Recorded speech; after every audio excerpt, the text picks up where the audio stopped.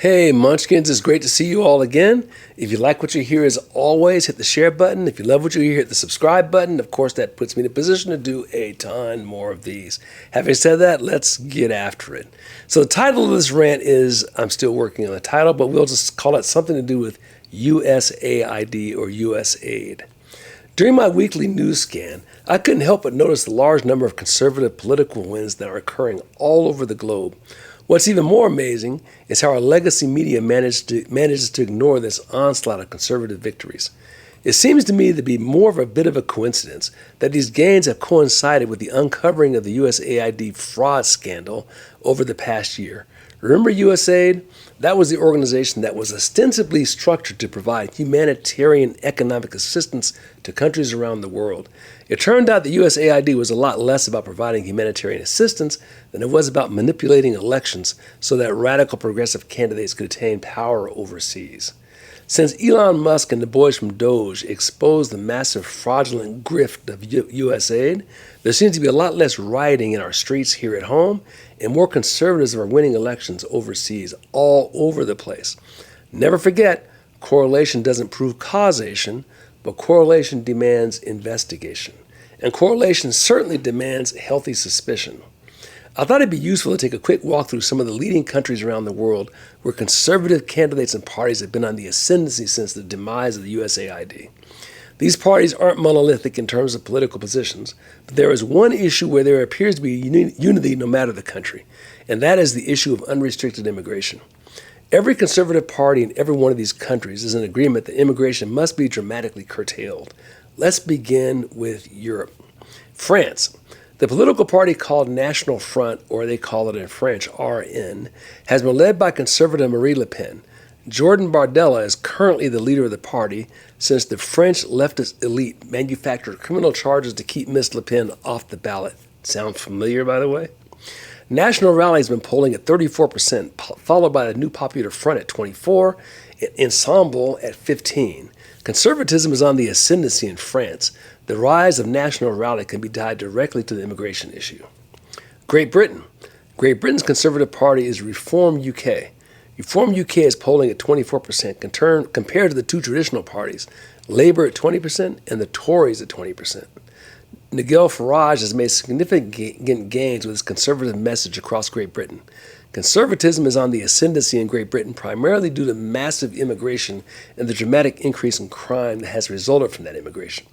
The latest news from Great Britain on this front was that the massive governmental cover-up of immigrant rape gangs that have been assaulting white girls in Britain for the past 20 years. The media has been in cahoots with the government in covering up these crimes against British citizens.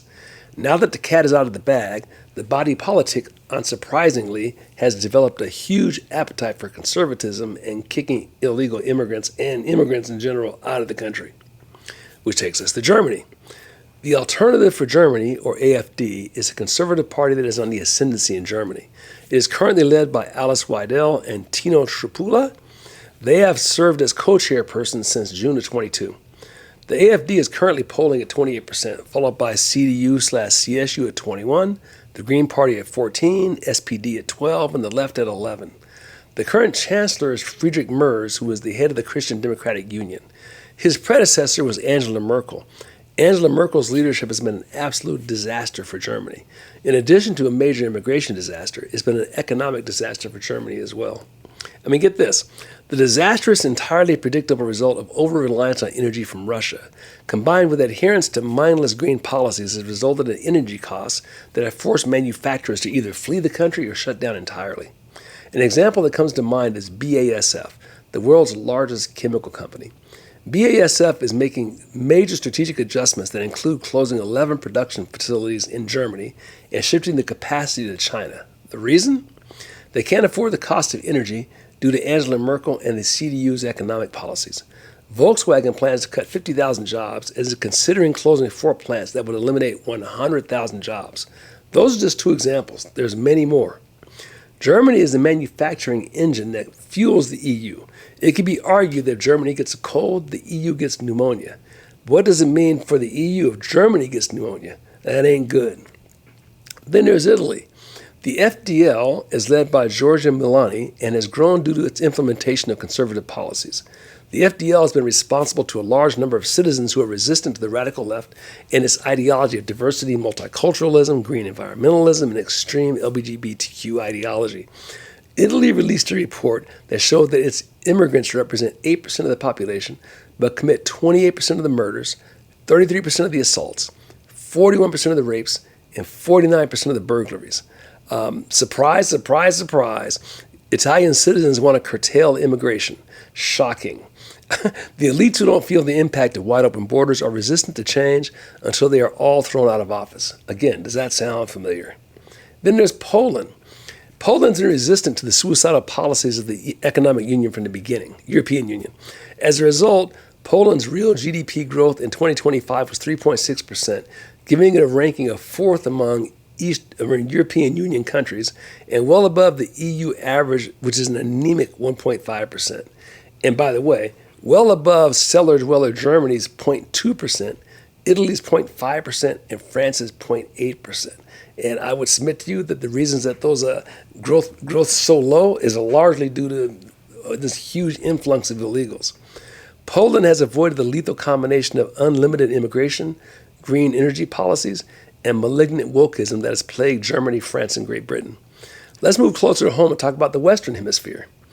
USAID fact sheet from 2023 stated that USAID funded 6,200 journalists, 707 media outlets, and backed 279 media NGOs in 30 countries, spending around $270 million that year.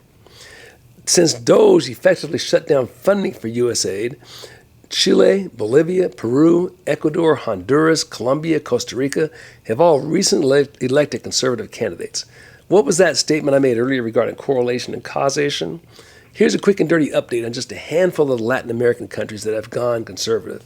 Chile, cast as the Trump-inspired political veteran who won a landslide victory in December against government-backed communist candidate Janet Jara with the promise of fighting crime and curbing illegal immigration. There's a familiar formula: reduce crime, eliminate illegal immigration, and things get better. Imagine that. Argentina, we all remember him. Argentina has President Javier Milei, who is famous for taking his chainsaw to bloated government and has also cracked down on crime, another conservative victory in Central America.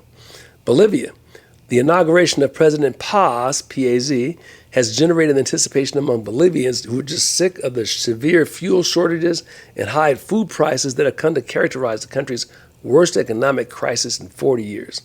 The Bolivian economy has been wrecked by 20 years of rule by socialists and former President Evo Morales. Happy times may be here again for Bolivians. Then there's El Salvador. Nayib Bukele was elected president in 2019 and famously cracked down on crime. At the time, El Salvador was one of the most dangerous countries in the world. At one time, you were 30 times more likely to be murdered in El Salvador compared to France. The homicide rate in 1995 was 138 per 100,000 residents, the worst in the entire world. That compares to the American rate of 6.5 per 100,000. El Salvador had a notorious gang problem prior to the election of Bukele. Due to the anti-crime policies of President Bukele, El Salvador's homicide rate is down to 7.9 per 100,000. The strategy employed to dramatically reduce the murder rate is controversial among leftists who are unaffected by living in the terror-infested gang state El Salvador had become. The incarceration rate in El Salvador is an eye-popping 1,086 per 100,000. That's basically twice the American rate. So the leftist elite are concerned about the civil rights violations of the criminals. But is it not the first duty of the government to protect its citizens? And the citizens of El Salvador are thrilled. Recent polling gives Bukele a 92% approval rate, the highest rating in Latin America. Funny how people everywhere prefer to live without crime. It is becoming clear that societal destabilization was the true objective of USAID. Since DOGE effectively defunded USAID, suddenly we see fair elections taking place and conservatives sweeping into power. In general, people do not like illegal immigration. People do not want men competing against women in sports. They don't want to have their child getting sex change operations without their knowledge, and they want to experience less crime. The leftist grift on large previously trusted institutions has been deeper than anyone imagined. The previously morally unassailable Southern Poverty Law Center, or SPLC, has recently been credibly accused of manufacturing race crime hoaxes, using the KKK and the American Nazi Party as the foil. I mean, try to get your head around that one. This civil rights organization has been funding fake KKK and Nazi crimes to drive naive donors to its cause. That's the primary objective. The secondary objective is to manufacture racial unrest in the United States. You really can't make this stuff up. Let me close this rant with this. It certainly appears that defunding USAID will lead to less tyranny and more freedom around the world and here at home. It baffles the imagination to believe that USAID was using American taxpayer money to fund tyranny abroad and here at home. I don't believe that America has executed anyone for treason since the execution of Julius and Ethel Rosenberg back in 1953. To my knowledge, America has not charged a single individual with treason since 1953. If election manipulation isn't treasonous, I'm not sure what is. Surely it's time to dust off the old treason laws. With that, we'll end this rant. Peace out. Imago Dei.